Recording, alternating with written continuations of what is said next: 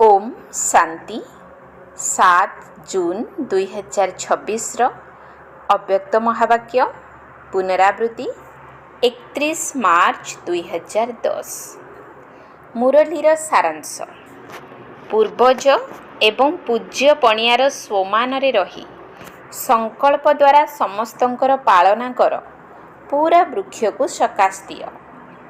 पूर्वज एवं पूज्य पणियार स्वमान रही संकल्प द्वारा समस्तंकर पालना कर पूरा वृक्ष को सकाश दिय।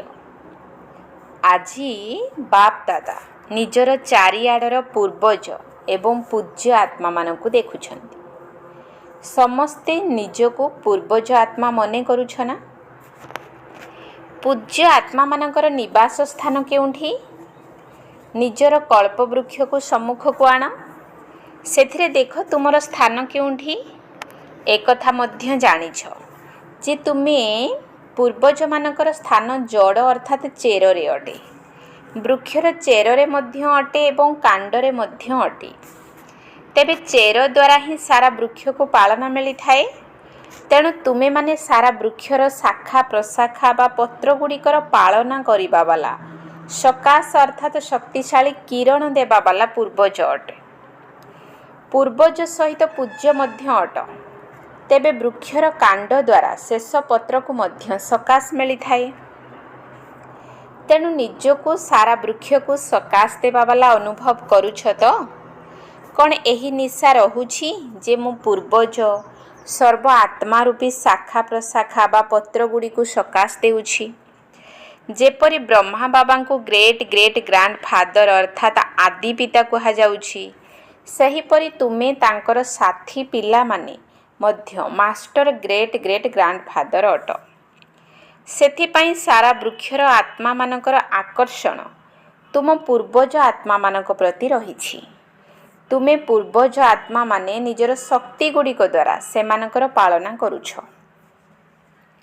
जेपरि तुम पूर्वज आत्मा मानकर पालना निजे बाबा करिछंती, किंतु किपरि करिछंती? शक्ति गुड़िक द्वारा ही पालना करिछंती। सेहीपरि तुमे माने मध्य पूर्वज होइथिबा कारणरू सेमानकर पालन कर्ता अट। आजिकाली तो देखुछ जे सबु आत्मा माने किपरि दुखी अटंती। निज निजर इष्ट देवी इष्ट देवता मानकु डाकुछंती, आस आमकु रक्षा कर, आमकु शांति दियो, शक्ति दियो, हे क्षमार सागर पूर्वज आत्मा माने आमकु पालना दियो। तेणु एही शब्द तुम पूर्वज आत्मा मानक कानरे सुना जाउछि तो? कौन अनुभव करि पारुछ जे आमे माने ही पूर्वज अटु? सारा वृक्षरे देख अन्य धर्मर जेउ सब आत्मा माने अछंती सेमाने वृक्षर शाखा प्रशाखा होइथिबा कारणरू सेमाने मध्य तुमको सही दृष्टि रे देखुछंती। सेमानकर मध्य पूर्वज तुमे माने ही अट। तुमे माने जेतेबेले अन्य कौनसी भी धर्मर आत्मा मानक सहित मिसुछ, सेतेबेले कौन एही कथा भाबुछ जे एमाने मध्य आमर वृक्षर शाखा प्रशाखा अटंती? सेमाने मध्य जेतेबेले तुम मानक सहित मिसुछंती सेतेबेले भाबुछंती जे एमाने आमर निजर अटंती। सेमानको मध्य आपणापणियार अनुभव हेउछि एवं आगको मध्य हेबो। तेणु एतिकी निशा एवं एतिकी निज भितरे दया भाव तुम मानकर आसुछि तो? सेमाने तो चित्कार करुछंती दया कर दया कर। तेणु एबे समय अनुसारे तुम समस्त पूर्वज आत्मा मानकु निजर मानसिक शक्ति द्वारा बा संकल्प द्वारा शक्ति देवार पालना करिबाकु हेबो। काहेकि ना सेमानकर आवश्यकता रहिछि। तेबे जेते जेते तुमे माने निजर पूर्वज पणियार निशारे रहिबो, सेही अनुसारे तुम मानक द्वारा सेमानकर पालना हेबो। एमिति देखिबाकु गले समस्तंकर पालना लौकिकरे मध्य बड़ मानक द्वारा ही होइथाय। बड़ माने ही सेमानकर शरीर पाई खाइबा पीबा पाठ पढ़िबा इत्यादि जहाँकि रोजगारक्षम हेबार माध्यम अटे सेगुड़िकर व्यवस्था करिथांती।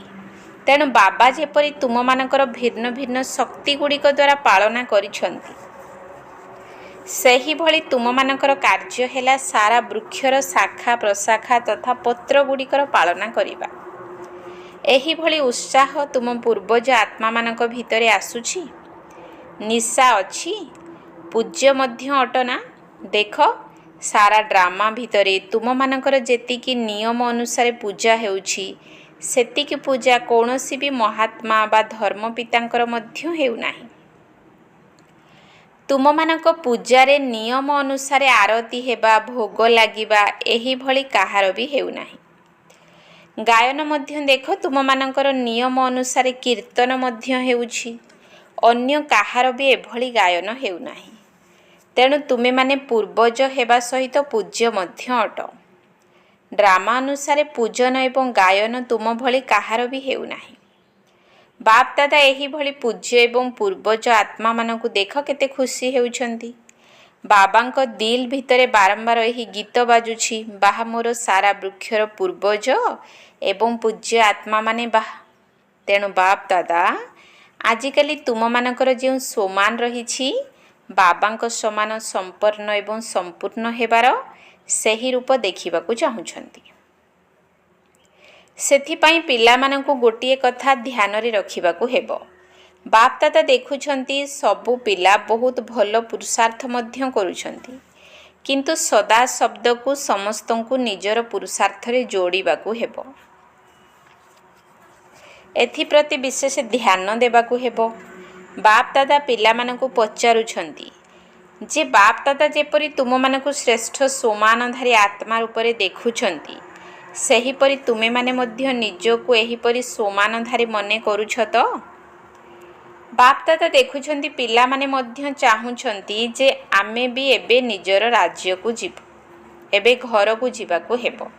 ଏହି ଗୀତକୁ ମନ ଭିତରେ ଗାଇ ଚାଲିଛନ୍ତି, ଏବେ ଘରକୁ ଯିବା, ଏବେ ବାହୁଡ଼ା ଯାତ୍ରା କରିବା। ଏଥିପାଇଁ ବାପ ଦାଦା ପୂର୍ବରୁ ମଧ୍ୟ କହିଛନ୍ତି ଯେ ସାରା ସମୟ ନିଜକୁ କୌଣସି ନା କୌଣସି ସେବାରେ ବ୍ୟସ୍ତ ରଖ। ବାପ ଦାଦା ଦେଖୁଛନ୍ତି ସେବାର ରୁଚି, ସେବାର ଉମଙ୍ଗ ଉତ୍ସାହ ଏବେ ବି ପିଲାମାନଙ୍କ ଭିତରେ ଅଛି। ଭଲ ଭଲ ସେବାର ସମାଚାର ମଧ୍ୟ ବାପ ଦାଦା ଶୁଣୁଛନ୍ତି। କିନ୍ତୁ ବାପ ଦାଦା ତୀବ୍ର ଗତିରେ ଆଗକୁ ବଢ଼ିବା ପାଇଁ ପିଲାମାନଙ୍କୁ ବିଶେଷ ଭାବରେ ଧ୍ୟାନ ଦେବା ପାଇଁ କହୁଛନ୍ତି ଯେ କେବଳ ଗୋଟିଏ ବାଣୀର ସେବା ନୁହେଁ। ଯଦି ସେବା କରୁଛ, ତେବେ ଏକା ସମୟରେ 3 ପ୍ରକାରର ସେବା ଏକାଠି କର। ସଂକଳ୍ପ ଦ୍ୱାରା ସକାଶ ଅର୍ଥାତ୍ ଶକ୍ତିଶାଳୀ କିରଣ ଦିଅ, ବାଣୀ ଦ୍ୱାରା ଜ୍ଞାନ ଦିଅ ଏବଂ କର୍ମଣା ଅର୍ଥାତ୍ ନିଜର ସମ୍ବନ୍ଧ ସମ୍ପର୍କ ଦ୍ୱାରା, ଚେହେରା ଦ୍ୱାରା ଏଭଳି ସେବା କର ଯାହାକି ତାର ପ୍ରଭାବ ମଧ୍ୟ ସେବା ଉପରେ ପଡ଼ୁଥିବ।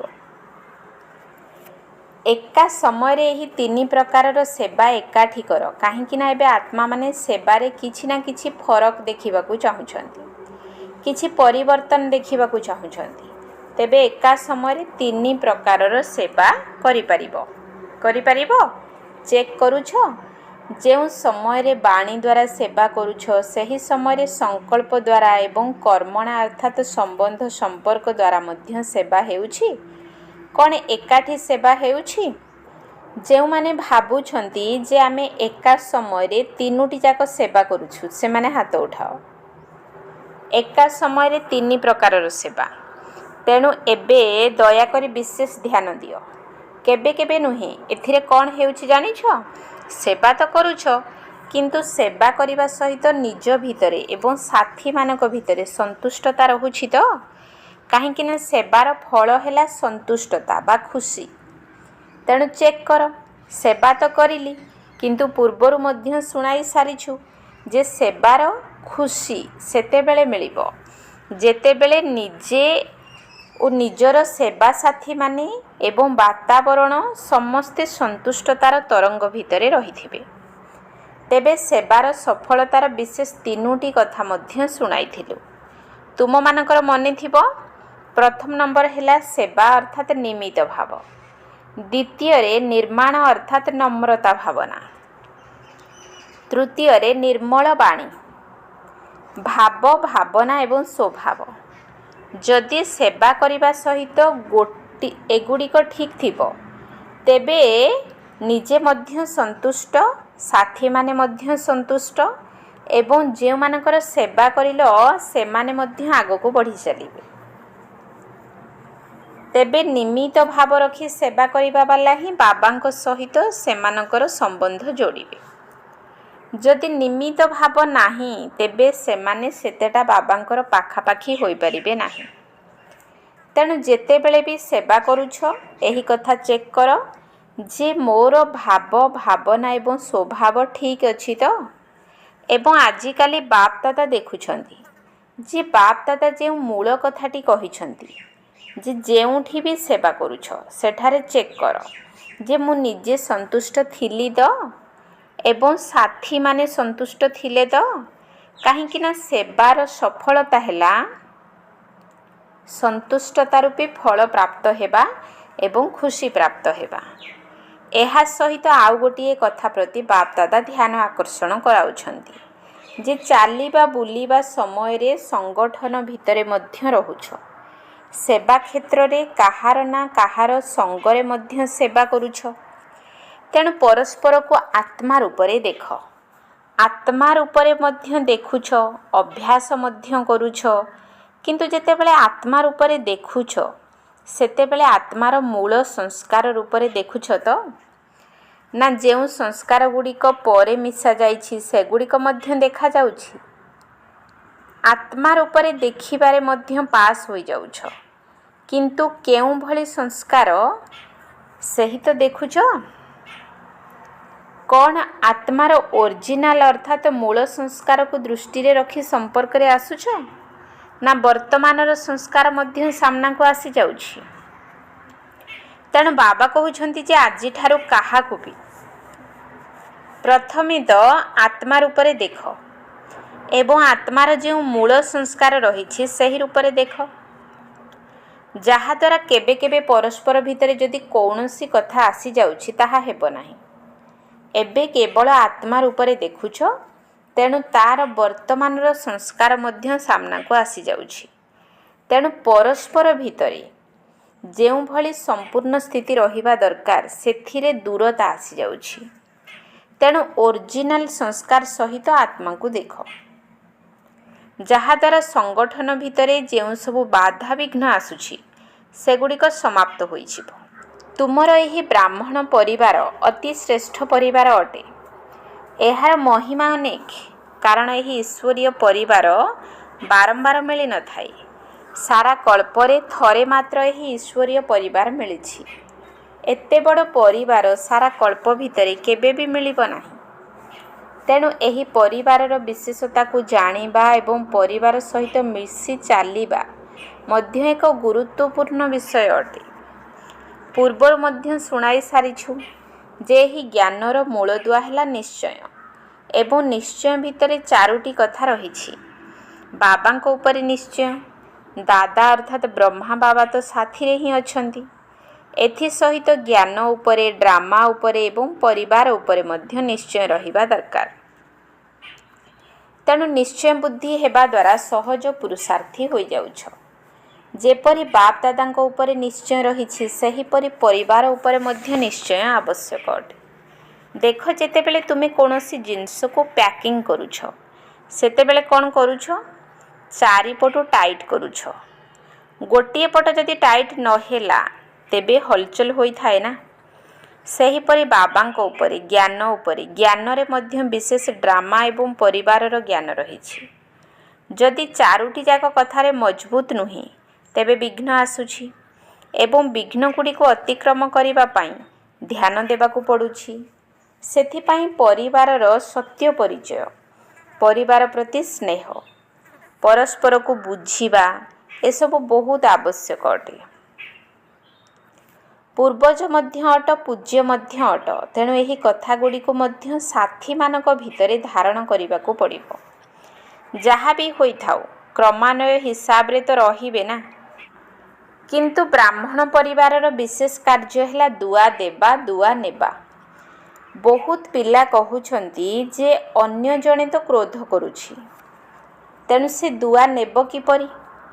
ଦୁଆ ତ ନେବ ନାହିଁ, ବରଂ କ୍ରୋଧ କରିବ। ବାପ୍ ଦାଦା କହୁଛନ୍ତି, ଆଚ୍ଛା, ସଂସ୍କାରର ବଶୀଭୂତ ହୋଇ ସେ ତୁମକୁ ବଦଦୁଆ ଅର୍ଥାତ୍ ଅଭିଶାପ ଦେଉଛି। ତୁମେ ତାକୁ ଦୁଆ ଦେବା ପାଇଁ ଚାହୁଁଛ, କିନ୍ତୁ ସେ ତୁମକୁ ବଦଦୁଆ ଦେଉଛି। ତେବେ ସେ ଯଦି ବଦୁଆ ଦେଲା ତାକୁ ନେବାବାଲା କିଏ? ନେବାବାଲା ତୁମେ ନା ସେ? ସେ ହେଲା ଦେବାବାଲା, ତୁମେ ହେଲ ନେବାବାଲା। ତେବେ ତାର ବଦୁଆ ତୁମେ ନେଲ କାହିଁକି? ଯଦି ତୁମେ ତାକୁ ଓରିଜିନାଲ ସଂସ୍କାର ସହିତ ଦେଖିବ ତେବେ ତୁମ ଭିତରେ ଦୟା ଭାବ ଆସିବ। ତେଣୁ ନିଜେ ମଧ୍ୟ ନିରାପଦ ରୁହ, ତାଠାରୁ ଅଭିଶାପ ନିଅ ନାହିଁ। କାରଣ ନେବାବାଲା ତ ତୁମେ ଅଟ। ତେଣୁ ଦିଅ ନାହିଁ କି ନିଅ ନାହିଁ। ବାପ୍ ଦାଦା ଆଜି ସବୁ ପିଲାଙ୍କୁ ହୋମୱାର୍କ ଦେଉଛନ୍ତି ଯେ ସବୁବେଳେ ସମସ୍ତଙ୍କୁ ଆତ୍ମା ରୂପରେ ଦେଖ। ବର୍ତ୍ତମାନର ସଂସ୍କାର ହିସାବରେ ନୁହେଁ, ଆତ୍ମା କହିବା ମାତ୍ରକେ ସେହି ଆତ୍ମାର ଯେଉଁ ନିଜସ୍ୱ ସଂସ୍କାର ରହିଛି ସେହି ନିଜସ୍ୱ ସଂସ୍କାର ରୂପରେ ତା ସହିତ ସମ୍ବନ୍ଧରେ ମଧ୍ୟ ଆସ ଏବଂ ସେହି ଦୃଷ୍ଟିରେ ମଧ୍ୟ ଦେଖ। ତାହା ହେଲେ ଯେତେ ସବୁ ବିଘ୍ନ ସୃଷ୍ଟି ହେଉଛି, ଯାହାଦ୍ୱାରା ପୁରୁଷାର୍ଥରେ ତୀବ୍ରତା ଆସିପାରୁନାହିଁ, ସେଗୁଡ଼ିକ ସମାପ୍ତ ହୋଇଯିବ। ତେଣୁ ଏବେ ନିଜର ଦୃଷ୍ଟିକୁ ଏବଂ ବୃତ୍ତିକୁ ପରିବର୍ତ୍ତନ କରି ବିଘ୍ନଗୁଡ଼ିକୁ ସମାପ୍ତ କର। ଯାହା ଭିତରେ ଯାହା ବି ଦେଖୁଛ, ବାପ୍ ଦାଦା ପୂର୍ବରୁ ମଧ୍ୟ କହିଛନ୍ତି, ତୁମର ବ୍ରାହ୍ମଣ ପରିବାରର ସମସ୍ତଙ୍କର କର୍ତ୍ତବ୍ୟ ହେଲା ପରସ୍ପରକୁ ଶୁଭ ଭାବନା ଶୁଭ କାମନା ଦେବା, ଶୁଭ ଭାବନା ଶୁଭ କାମନା ନେବା। ତେଣୁ ସେହିଭଳି ସଂସ୍କାରରେ ଦେଖ ଏବଂ ପରିବାର ସହିତ ଚାଲ। ଏହା ସହିତ ଆଉ ଗୋଟିଏ କଥା ମଧ୍ୟ ଶୁଣାଉଛୁ, ପୂର୍ବରୁ ମଧ୍ୟ ଶୁଣାଇ ସାରିଛୁ। ସଂଗଠନ ଭିତରେ କେଉଁଠି କେଉଁଠି କେବେ କେବେ ପରଦର୍ଶନ, ପରଚିନ୍ତନ ଏବଂ ପର ମତ ଆଡ଼କୁ ମଧ୍ୟ ପିଲାମାନେ ଆକର୍ଷିତ ହୋଇଯାଉଛନ୍ତି। ତେଣୁ ଏବେ ଏହି ତିନୋଟି ପରକୁ କାଟି ଗୋଟିଏ ପର ରଖ, ତାହା ହେଲା ପର ଉପକାର। ମୁଁ ପରୋପକାରୀ ଅଟେ, ମୋତେ ପରୋପକାର କରିବାକୁ ହେବ। ତେବେ ବ୍ରାହ୍ମଣମାନଙ୍କର ସ୍ୱଭାବ ହେଲା ପର ଉପକାରୀ, ପର ଦର୍ଶନକାରୀ ନୁହେଁ। ତେଣୁ ଏହି ପରକୁ କାଟିଦିଅ। ତେବେ ଏହି ତିନୋଟି ଯାକ ପର ବହୁତ କ୍ଷତି କରୁଛନ୍ତି। ସେଥିପାଇଁ ସର୍ବଦା ନିଜର ଏହି ସ୍ୱମାନଙ୍କୁ ମନେ ରଖ ଯେ ମୁଁ ପରୋପକାରୀ ହିଁ ଅଟେ। ତେବେ ଆଗାମୀ ସିଜିନରେ ବାପ୍ ଦାଦା ପ୍ରତ୍ୟେକ ପିଲା ଭିତରେ ଏହି ପରିବର୍ତ୍ତନ ଦେଖିବାକୁ ଚାହୁଁଛନ୍ତି। କ'ଣ ହୋଇପାରିବ? ବାପ୍ ଦାଦା ଏଥିପାଇଁ ଅଭିନନ୍ଦନ ମଧ୍ୟ ଦେଉଛନ୍ତି। ପରସ୍ପରକୁ ଏହି କଥା ମନେ ପକାଇ ଦିଅ। କ'ଣ କରିବ ତ? ପ୍ରତିଦିନ ରାତିରେ ଶୋଇବା ପୂର୍ବରୁ, ବାପ୍ ଦାଦାଙ୍କୁ ଗୁଡ୍ ନାଇଟ୍ କରିବା ପୂର୍ବରୁ ନିଜର ସାରା ଦିନର ସମାଚାର ଦିଅ। ଭଲ କରିଛି ନା ଖରାପ କରିଛି, ଯାହା ବି କରିଛ ତାର ସମାଚାର ବାବାଙ୍କୁ ଦେଇ ନିଜର ବୁଦ୍ଧିକୁ ଖାଲି କରିବା ପରେ ଗୁଡ୍ ନାଇଟ୍ କରିବ ଏବଂ ବାବାଙ୍କର ସ୍ମୃତିରେ ଶୋଇପଡ଼ିବ, ଯାହାଦ୍ୱାରା ତୁମର ନିଦ ମଧ୍ୟ ଭଲ ହେବ। ପ୍ରଥମେ ନିଜକୁ ଖାଲି କରିବ, ବୁଦ୍ଧିରେ କୌଣସି କଥା ରଖିବ ନାହିଁ। ଯଦି ପିତା ରୂପରେ ସାରା ସମାଚାର ସଚ୍ଚା ଦିଲରେ ଦେଇଦେବ, ତେବେ ତୁମକୁ ଧର୍ମରାଜପୁରୀକୁ ଯିବାକୁ ପଡ଼ିବ ନାହିଁ। ସଚ୍ଚା ଦିଲ ଉପରେ ସାହେବ ବାବା ରାଜି ଅର୍ଥାତ୍ ସନ୍ତୁଷ୍ଟ ହୋଇଯିବେ। ତେବେ ହୋମୱାର୍କ ମିଳିଗଲା ନା? ଗୋଟିଏ ହେଲା ନିଜର ପୂର୍ବଜ ଏବଂ ପୂଜ୍ୟ ସ୍ୱରୂପର ସେବା ଚାଲିବା ବୁଲିବା ସମୟରେ ମଧ୍ୟ କରିପାରିବ। ବାବା ଦେଖୁଛନ୍ତି ଯେ ଜନକ ବଚ୍ଚିର ସ୍ୱାସ୍ଥ୍ୟ ଖରାପ ଥିଲେ ମଧ୍ୟ କରାଚି ସେବାରେ ବିଶେଷ ସଂକଳ୍ପ ଦ୍ୱାରା ସକାଶ ଦେଇଛି। ଚାହେ କେହି ବି ସେବାରେ ନିମିତ୍ତ ହୋଇଥାଉ, କିନ୍ତୁ ଇଏ ବାସ୍ତବିକ ରୂପରେ ସକାଶ ଦେବାର ସେବା କରିଛି ଏବଂ ଏଠିକାର ଆତ୍ମାମାନଙ୍କୁ ମଧ୍ୟ ସକାଶ ମିଳିଛି, ଯାହାଦ୍ୱାରା ଆହୁରି ଆଗକୁ ଆଗକୁ ଉମଙ୍ଗ ଉତ୍ସାହର ସହିତ ବଢ଼ି ଚାଲିଛନ୍ତି। ତେବେ ବାପ୍ ଦାଦା ଏହିଭଳି ବାସ୍ତବିକ ଦୃଷ୍ଟାନ୍ତ ଦେଖିଛନ୍ତି। ତେଣୁ ତୁମେମାନେ ମଧ୍ୟ କରିପାରିବ। ଦୁଃଖୀ ଆତ୍ମା ପାଖରେ, ଚିତ୍କାର କରୁଥିବା ଆତ୍ମା ପାଖରେ ଖୁସିର ତରଙ୍ଗ ପହଞ୍ଚାଇ ପାରିବ। ତୁମମାନଙ୍କର ଭକ୍ତ ତୁମକୁ ହିଁ ଡାକୁଛନ୍ତି। ଆମର ଦେବୀମାନେ, ଆମର ଦେବତାମାନେ କେବେ ଆସି ଆମକୁ ଦୟା କରିବେ? ତୁମମାନଙ୍କୁ ଶୁଭୁ ନାହିଁ, କିନ୍ତୁ ବାବାଙ୍କୁ ବହୁତ ଭଲ ଶୁଭୁଛି। ସମସ୍ତେ ନିଜର ଇଷ୍ଟଙ୍କୁ ଡାକୁଛନ୍ତି। ତୁମେମାନେ ଜାଣିନାହ ଆମର ଭକ୍ତ କିଏ, କିନ୍ତୁ ସେମାନେ ତ ଜାଣିଛନ୍ତି ନା। ସେମାନେ ତ ଡାକିବାରେ ଲାଗିଛନ୍ତି। ତେବେ ତୁମ ସମସ୍ତ ବ୍ରାହ୍ମଣ ଆତ୍ମାମାନଙ୍କର ଭକ୍ତ ଅଛନ୍ତି। ଚାହେ ଢିଲା ଢାଲା ହୋଇଥାନ୍ତୁ ବା ନିଷ୍ଠାପର ଭକ୍ତ ହୋଇଥାନ୍ତୁ, ତୁମମାନଙ୍କର ହିଁ ଭକ୍ତ ଅଟନ୍ତି। କାହିଁକି ନା ତୁମେମାନେ ଜଡ଼ ମୂର୍ତ୍ତି ରୂପରେ ବସିଛ ନା, ତେଣୁ ତୁମମାନଙ୍କର ସକାଶ ଦେବାର ପାଠ ରହିଛି। ତେଣୁ ଏବେ ସଂକଳ୍ପର ସେବାକୁ ବଢ଼ାଅ। ଏହା ଛଡ଼ା ଯେତେ ଅଧିକ ସେବାରେ ବ୍ୟସ୍ତ ରହିବ, ସେତିକି ନିର୍ବିଘ୍ନ ମଧ୍ୟ ରହିବ। କରିପାରିବ ନା? ମାନସିକ ସେବା ଅର୍ଥାତ୍ ସଂକଳ୍ପ ଦ୍ୱାରା ସେବା କରିବା ଜାଣିଛ ନା? ଆଚ୍ଛା, ନିୟମ ପୂର୍ବକ କରୁଛ ନା କେବେ କେବେ କରୁଛ? ଯଦି କେବେ କେବେ କରୁଛ, ତେବେ ତାକୁ ନିୟମିତ କର। ଆଉ ଯଦି ଅଳ୍ପ ଅଳ୍ପ କରୁଛ, ତେବେ ତାକୁ ଆହୁରି ଅଧିକ କର। କାହିଁକି ନା ସାରା କଳ୍ପର ଆଧାର ବର୍ତ୍ତମାନ ସମୟର ସେବାର ଫଳ ଅଟେ। ଚାହେ ପୂଜାରୀ ହୋଇପାର, ଚାହେ ରାଜ୍ୟ ଅଧିକାରୀ ହୋଇପାର, ଦୁଇଟି ଯାକର ଆଧାର ବର୍ତ୍ତମାନର ସେବା। ତୁମମାନଙ୍କର ଅବସ୍ଥା ବାଣୀ ଏବଂ ସମ୍ବନ୍ଧ ସମ୍ପର୍କ ଅଟେ। ସେଥିପାଇଁ ବାପଦାଦା ଏହି କଥା ଚାହୁଁଛନ୍ତି ଯେ ଯେତିକି ପରିମାଣ ଏବେ ଅଛି, ତାଠାରୁ ବଢ଼ିବା ଦରକାର। ଏମିତି ତ ବାପଦାଦା ପୂର୍ବରୁ ମଧ୍ୟ କହି ଆସୁଛନ୍ତି, ଯଦି କରିବାକୁ ଚାହୁଁଛ ତେବେ ଏବେ କର। କେବେ ନୁହେଁ, ବାପଦାଦାଙ୍କୁ କେବେ କେବେର ଗୀତ ବହୁତ ଶୁଣାଉଛନ୍ତି, ବହୁତ ଭଲ ଭଲ ରୂପରେ ଶୁଣାଉଛନ୍ତି। କିନ୍ତୁ ବାପଦାଦାଙ୍କୁ କେବେ କେବେର ଗୀତ ଭଲ ଲାଗେ ନାହିଁ, ଏବେ ଏବେର ଗୀତ ଭଲ ଲାଗେ। ତୁରନ୍ତ ଦାନ ମହାପୁଣ୍ୟ। ତେଣୁ ବୁଝିପାରିଲ ଏବେ କ'ଣ କରିବ? ଆଚ୍ଛା, ଚାରିଆଡ଼ର ପିଲାମାନେ ଚାହେ ସମ୍ମୁଖରେ ବସିଥାନ୍ତୁ ବା ଯେଉଁଠି ବି ବସିଥାନ୍ତୁ, କିନ୍ତୁ ତୁମ ସମସ୍ତଙ୍କ ଭିତରେ ବାବାଙ୍କର ସ୍ମୃତି ରହିଛି। ଏବଂ ବାବାଙ୍କୁ ମଧ୍ୟ କିଏ ମନେ ପଡ଼ୁଛନ୍ତି? ଚାରିଆଡ଼ର ପିଲାମାନେ ହିଁ ସ୍ମୃତିରେ ଅଛନ୍ତି। କାହିଁକି ନା ବାବା ପ୍ରତ୍ୟେକ ସନ୍ତାନ ପାଇଁ ଏହି ଆଶା ରଖିଛନ୍ତି ଯେ ମୋର ପ୍ରତ୍ୟେକ ସନ୍ତାନ ପିତା ସମାନ ନିଶ୍ଚିତ ହେବେ। ବାବାଙ୍କର ପ୍ରତ୍ୟେକ ସନ୍ତାନ ପ୍ରତି ଯେଉଁ ଆଶା ରହିଛି, ଯଦିଓ ଜାଣିଛନ୍ତି ଯେ ପିଲାମାନେ କ୍ରମାନ୍ୱୟ ହିସାବରେ ଅଛନ୍ତି, କିନ୍ତୁ ପୁଣି ବି ନିଜର ନମ୍ବର ଅନୁସାରେ ମଧ୍ୟ ସମ୍ପନ୍ନ ତ ହେବ ନା। ସମସ୍ତଙ୍କର ପୁରୁଷାର୍ଥକୁ ମଧ୍ୟ ଦେଖୁଛନ୍ତି। ପିଲାମାନେ କ'ଣ କ'ଣ ସବୁ କରୁଛନ୍ତି। ବାବାଙ୍କୁ ତ ବହୁତ ସ୍ନେହ ଆସୁଛି। ପିଲାମାନେ ଯେତେବେଳେ ମେହନତ କରିଥାନ୍ତି, ସେତେବେଳେ ବାବାଙ୍କ ଭିତରେ ବହୁତ ସ୍ନେହ ଆସିଥାଏ। ଏମାନେ କିପରି ମେହନତରୁ ମୁକ୍ତି ପାଇଯାଆନ୍ତୁ।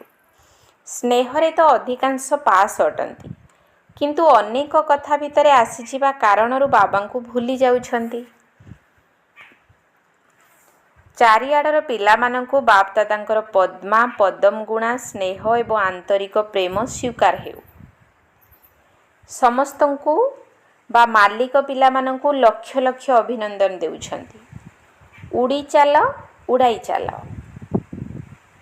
ଆତ୍ମିକ ସନ୍ତାନମାନଙ୍କର ଆତ୍ମିକ ବାପଦାଦାଙ୍କୁ ନମସ୍ତେ ନମସ୍ତେ ନମସ୍ତେ, ସୁପ୍ରଭାତ। ଆଚ୍ଛା, ବରଦାନ। ସ୍ୱସ୍ଥିତି ଦ୍ୱାରା ସର୍ବ ପରିସ୍ଥିତି ଗୁଡ଼ିକୁ ଅତିକ୍ରମ କରୁଥିବା ନିରାକାରୀ ଅଳଙ୍କାରୀ ହୁଅ। ସ୍ୱସ୍ଥିତି ଦ୍ୱାରା ସର୍ବ ପରିସ୍ଥିତି ଗୁଡ଼ିକୁ ଅତିକ୍ରମ କରୁଥିବା ନିରାକାରୀ ଅଳଙ୍କାରୀ ହୁଅ। ଯେଉଁମାନେ ଅଳଙ୍କାରୀ ଅଟନ୍ତି, ସେମାନେ କେବେ ବି ଦେହ ଅହଙ୍କାରୀ ହୋଇପାରିବେ ନାହିଁ। ତେବେ ନିରାକାରୀ ଏବଂ ଅଳଙ୍କାରୀ ହୋଇ ରହିବା ହିଁ ମନ୍ମନା ଭବ ଏବଂ ମଧ୍ୟାଞ୍ଜି ଭବ ଅଟେ। ଯେତେବେଳେ ଏହିଭଳି ସ୍ୱସ୍ଥିତିରେ ସର୍ବଦା ସ୍ଥିତ ରହୁଛ, ସେତେବେଳେ ସବୁ ପ୍ରକାରର ପରିସ୍ଥିତିକୁ ସହଜରେ ଅତିକ୍ରମ କରିଯାଉଛ। ଏହାଦ୍ୱାରା ଅନେକ ପୁରୁଣା ସ୍ୱଭାବ ମଧ୍ୟ ସମାପ୍ତ ହୋଇଯାଉଛି। ସ୍ୱ ଭିତରେ ଆତ୍ମାର ଭାବକୁ ଦେଖିବା ଦ୍ୱାରା ଭାବ ସ୍ୱଭାବର ସଂଘର୍ଷ ମଧ୍ୟ ସମାପ୍ତ ହୋଇଯାଉଛି ଏବଂ ସମ୍ମୁଖୀନ କରିବାର ସର୍ବଶକ୍ତି ଗୁଡ଼ିକ ମଧ୍ୟ ନିଜ ଭିତରେ ଆସିଯାଉଛି। ସ୍ଲୋଗାନ: ଯଦି ସଂକଳ୍ପର ଗୋଟିଏ ପାଦ ତୁମର ଉଠିବ, ତେବେ ସହଯୋଗର 1000 ପାଦ ବାବା ସହଯୋଗ ରୂପରେ ଦେବେ। ଯଦି ସଂକଳ୍ପର ଗୋଟିଏ ପାଦ ତୁମର ଉଠିବ, ତେବେ ସହଯୋଗର 1000 ପାଦ ବାବା ସହଯୋଗ ରୂପରେ ଦେବେ। ଅବ୍ୟକ୍ତ ଇଶାରା। ସର୍ବଦା ହର୍ଷିତ ରହିବା ପାଇଁ ନିଜର ସ୍ୱଭାବକୁ ସରଳ କର ଏବଂ ସହନଶୀଳ ହୁଅ।